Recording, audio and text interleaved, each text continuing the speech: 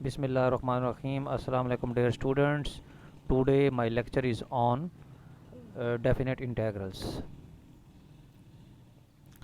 Definition of definite integral.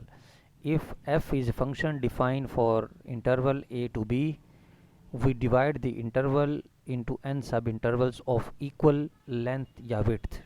Delta x इसको हम delta x से भी डिनोट कर सकते हैं या एच से भी डिनोट कर सकते हैं। यानी अगर आपके पास कोई फंक्शन है जो किसी भी close interval a to b में डिफाइन है और अगर हम इस इंटरवल ए से बी को हम डिवाइड करें एन सब इंटरवल्स के अंदर और हर सब इंटरवल की लेंथ जो होगी वो एच होगी और एच बराबर होगा बी माइनस ए ओवर एन, यानी बी माइनस ए यानी एंड पॉइंट्स का डिफरेंस और डिवाइड बाय जितने सब इंटरवल पर आप मतलब डिवाइड कर रहे हैं उस इंटरवल को, तो उस पर एन पर हमने क्या कर देना, डिवाइड कर देना। ये सब हर सब इंटरवल की लेंथ आ जाएगी।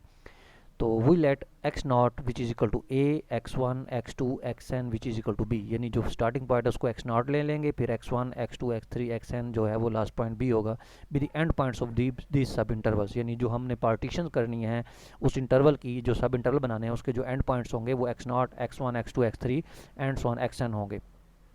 And we let x1 star, x2 star, x3 star, xn star be any sample point. Sample points mean के जो वो हमारे पास जो sample point जो हमारे पास सब इंटरवल बनाएंगे उसके दरमियान का एनी पॉइंट्स हो सकता है, वो मिड पॉइंट भी हो सकते हैं, वो अदर देन मिड पॉइंट भी हो सकते हैं, तो उनको हम सैम्पल पॉइंट्स कहेंगे of the subinterval. So x i star lies in the ith subinterval x i minus one x i. तो then definite integral of f from a to b, यानी उस ए से लेकर B तक जो हमारे पास integral होगा जिसको हम डेफिनेट इंटेग्रल कह रहे हैं, इज़ डिनोटेड बाय, इसे कहते हैं integral sign from a to b, यानी जिस फंक्शन की लिमिट्स होती हैं इंटेग्रल साइन में ए टू बी उसे हम डेफिनेट इंटेग्रल कहते हैं, और जो बगैर लिमिट्स के इंटीग्रेशन होती है इंटेग्रल साइन होता है वो इनडेफिनेट इंटेग्रल होता है।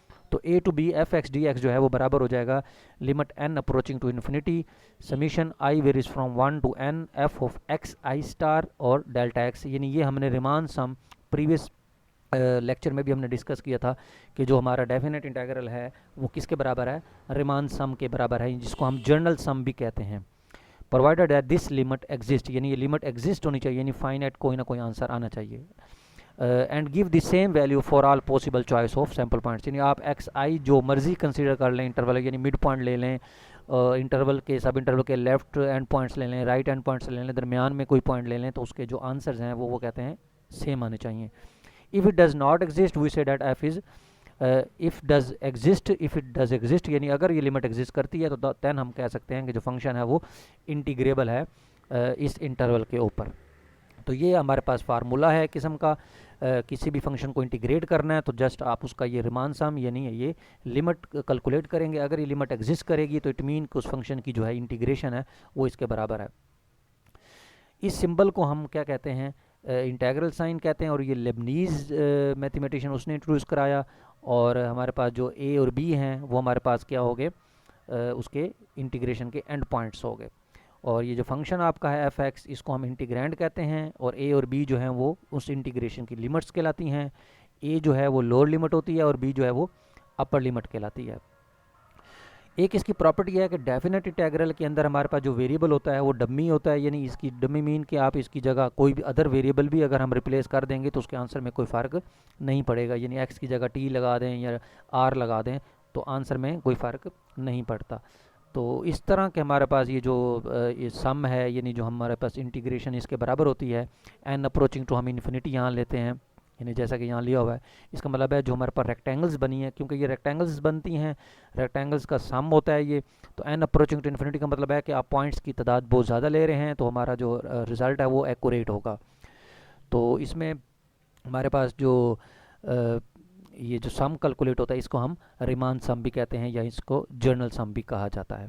जैसा कि ये देखें डायग्राम में देखें कि अगर आपके पास कोई भी फंक्शन है तो उसमें ये एंड पॉइंट्स आपको दिए हुए हैं ए टू बी, तो हमने x naught, x one, x two, x three, x n लिए, तो उन पर रेक्टेंगल्स बनाई हैं, तो इन तमाम रेक्टेंगल्स के आपने एरियाज कैलकुलेट करके और उनको ऐड कर दिया, तो आपके पास इस कर्व का जो एरिया होगा वो अबाउट एक्स एक्सिस जो है वो कैलकुलेट हो जाएगा। तो इसमें मेन चीज़ जो है आपने यही रखनी है। तो ये जिस ऐसा फंक्शन जिसकी लिमिट जो है वो आपके पास होती हैं, फाइनाइट हों या इनफाइनाइट हों, तो उस तरह के इंटेग्रल को हम डेफिनेट कहते हैं। जो विदाउट लिमिट्स इंटेग्रल होता है उसे हम इनडेफिनेट इंटेग्रल कहते हैं। तो ये बेसिक फार्मूला है डेफिनेट इंटेग्रल का बाय डेफिनेशन, यानी ये इसके बराबर होता है।